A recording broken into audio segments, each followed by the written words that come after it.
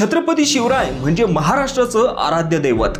राजकोट किल्ल्यावरील छत्रपती शिवाजी महाराजांचा पुतळा कोसळल्याची घटना अत्यंत दुर्दैवी आहे। यावर सरकारने महाराष्ट्राची जाहीर माफी सुद्धा मागितली आहे। उपमुख्यमंत्री अजित पवार, देवेंद्र फडणवीस आणि मुख्यमंत्री एकनाथ शिंदेनी सुद्धा राज्याची माफी मागितली आहे। इतकंच नाही तर पंतप्रधान मोदींनी सुद्धा शिवाजी महाराज आणि शिवभक्तांची माफी मागितली आहे। पण अशा गोष्टीतही विरोधकांनी मात्र त्यांचं राजकारण आणून संपूर्ण घटलेला जातीय आणि धार्मिक द्वेषाचा रंग दिलाय। उपमुख्यमंत्री देवेंद्र फडणवीसांना पेशव्यांचे वंशज म्हणत काँग्रेसने एक व्हिडिओ पोस्ट केला आहे। काँग्रेसचे प्रदेशाध्यक्ष नाना पटोले यांनी हा व्हिडिओ भर पत्रकार परिषदेत दाखवलाय।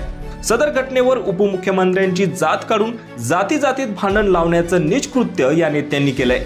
ज्या छत्रपती शिवाजी महाराजांनी 18 पगड जातींना एक करून स्वराज्य उभारलं, त्याच महाराजांच्या राज्यात जातीत विष पेरायची महाविकास आघाडीतील नेत्यांची रीत जुनीच आहे।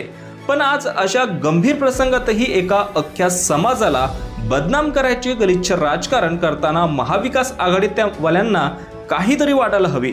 मराठी माणसात जातीवरून आग लावणारे महाविकास आघाडीचे नेते मुघलांचे गोडवे गाताना मात्र थकत नाही।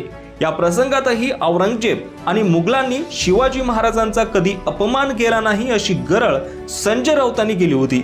शंभू राजांना या औरंग्याने हाल करून मारले। शिवाजी महाराजांना आग्र्यात दगाफटका करून मारायचा त्यांनी प्रयत्न केला। कित्येक मंदिर तोडली। मराठी मुलकाचा अभिमान असलेले छत्रपतींचे सिंहासन देखील फोडले आणि संजय राऊत म्हणतात की औरंगजेबाने महाराजांचा अपमान केला नाही। या मराठी मातीवर मुघलांनी केलेले अत्याचार, मतांसाठी लाचार झालेले संजय राऊत विसरू शकतात, पण महाराष्ट्रातली जनता नाही। छत्रपती शिवाजी महाराजांच्या पुतळ्याची अशी अवहेलना होणं महाराष्ट्रातल्या कुणालाही आवडणार नाही। मात्र अशा घटनेत राजकारण करणं यापेक्षा मोठं दुर्दैव काही नाही।